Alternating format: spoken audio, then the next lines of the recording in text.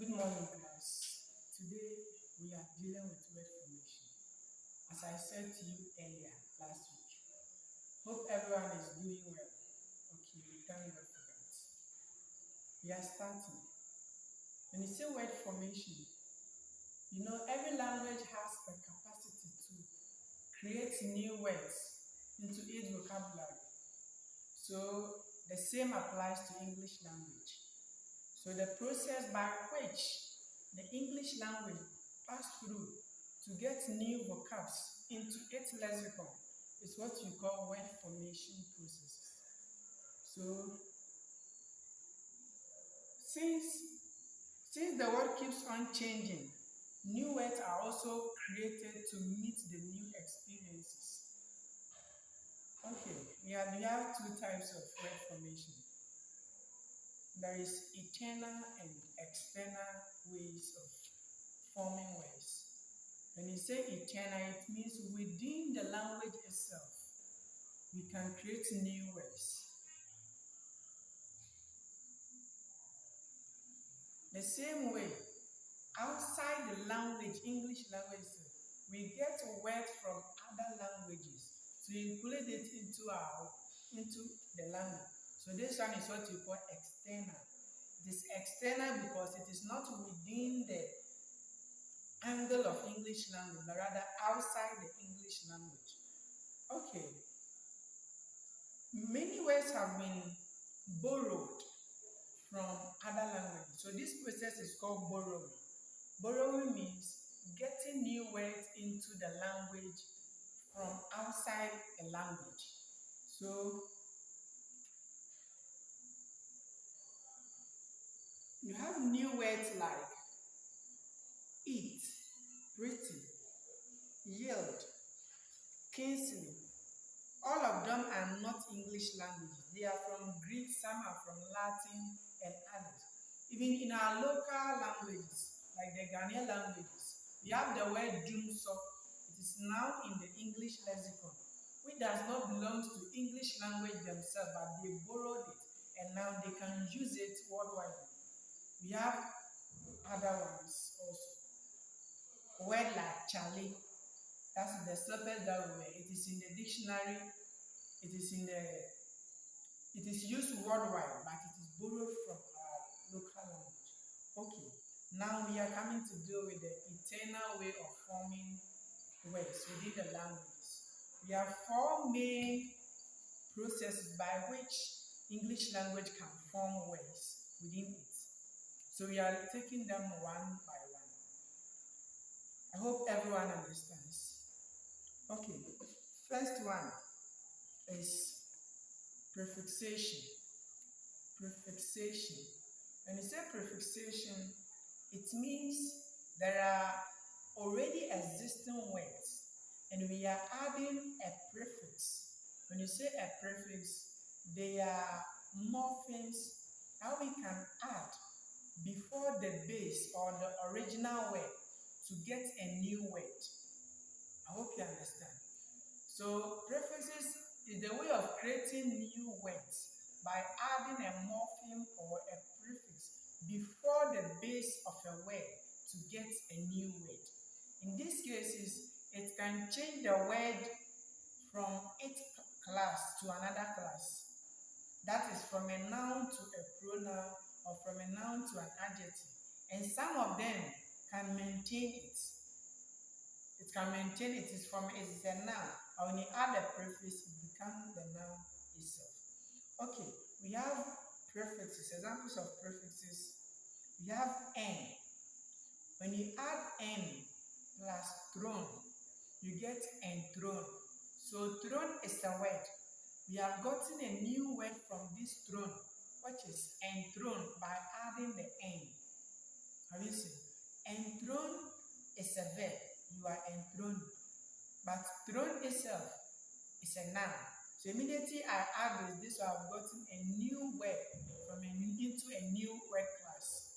It has become a new word for English language. Another word to like social, when you add anti before social, you get antisocial. So with this antisocial, You can say it is another new word. So we have prefixes like auto, be, by, quote, counter, this, and among others. So when you add these ones to the main ones, when you add these ones to the main or an original word, you can get a new word. So can you do this quick exercise for me? Find a word that when you can add dis, this, to get a new word for me. I'm waiting, and I'm sure you'll give it to me within the next second. And another one is extra. Find another word and add extra to it to get a new word. Okay, I think your answers has come. One person gave me this. He said, disappointment. Okay, he add appointment to this to appointment, and he got disappointment. And the same way, the extra, he added ordinary to extra, and you get extraordinary. I'm sure you are doing very well. This is a good example. It means that you are getting me. Okay, we are moving on to another word formation process, which is called suffixation. Suffix. When it says suffix in English, it means post after an original word. So it means this way you have an original word, but you add a certain morpheme after the word to get a new word. This is what we call suffixation. So it says it is the process involve the addition of suffixes to an already existing word in order to create a new word. Okay, we have suffixes, examples of suffixes, just as we did to the affixes. Immediately you get a suffix, you search for its original word. So you have suffixes like or. You can mention it or, but or. You have ness, we have hood, you have meant. I'm sure you are getting it. The words that you can get, we have that you know that there are meant after it. It means you can get a base word or a word that can stand on its own. And when you add the meant, so we have what you call environment. It is our environment, but when you add the meant to it, you get environment. The same way, disappoint or appoint. Appoint is the original word, and when you add the meant to it, you get disappoint. Okay.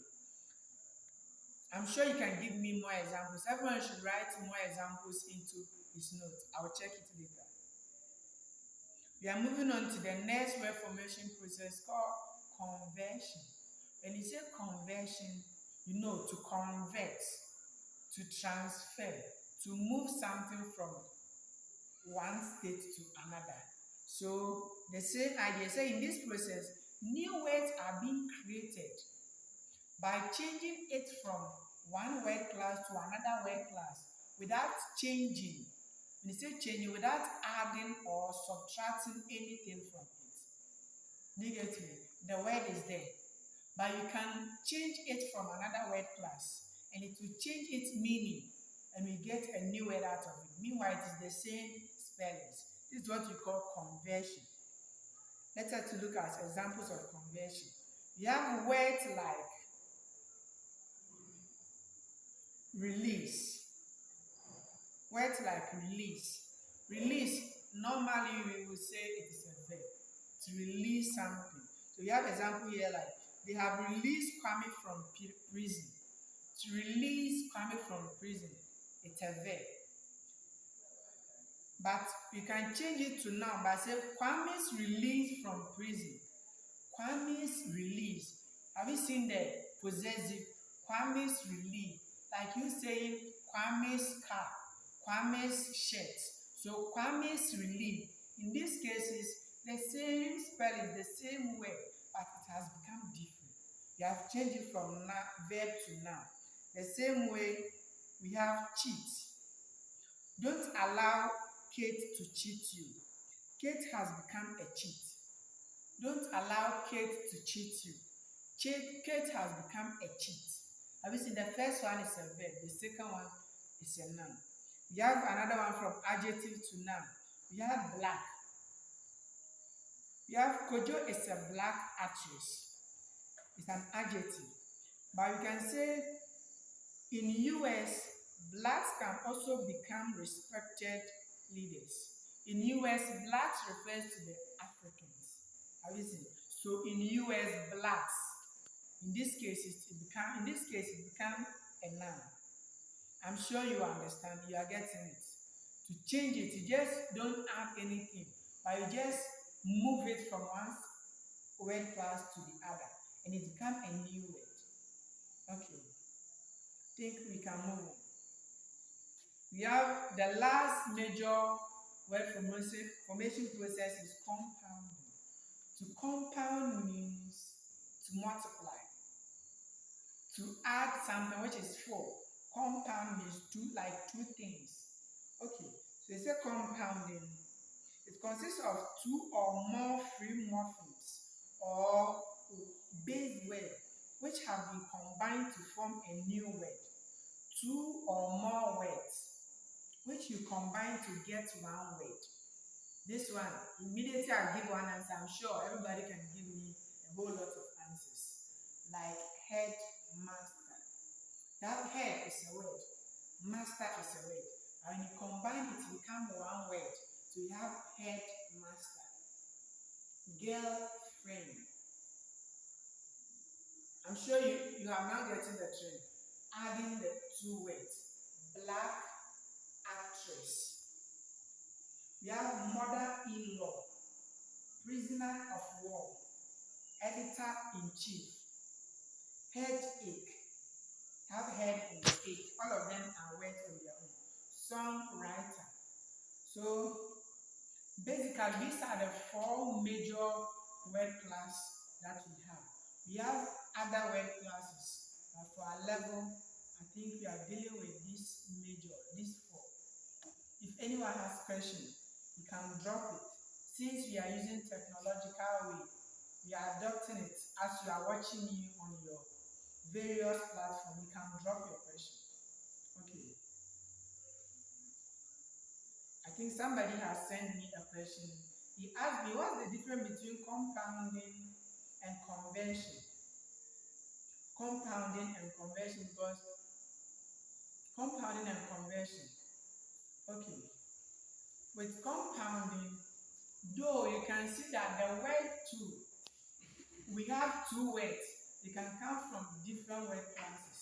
But when you combine it, it goes for one word class. It can be the same word classes. But when you combine it, it remains in that word class. And with the conversion, it's the same word, but it moves from one word class to the other. I'm sure you get it.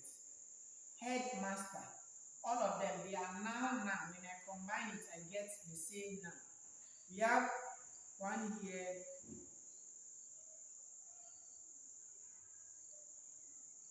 Okay. Blackboard. You can say black is an adjective describing the board. But this one we have compounded it, so it becomes one word. Blackboard, which is a noun. With this one, the two words, you combine it, and the argument here is that it becomes a noun. Okay, since no other question is coming, I assume all of you has gotten the understanding. Next week, we'll deal with a new topic, or we'll go a little into the other word formation processes. Thank you very much. Oh, sorry. It left with one important message, and I think that one will help you very much to understand everything that I've taught you today. I've prepared slides that will be appearing on your screen as you can make reference to it or help you to prepare your personal notes. If you did not hear me well, as you go through it, you'll be seeing what I've taught you this morning. And these are the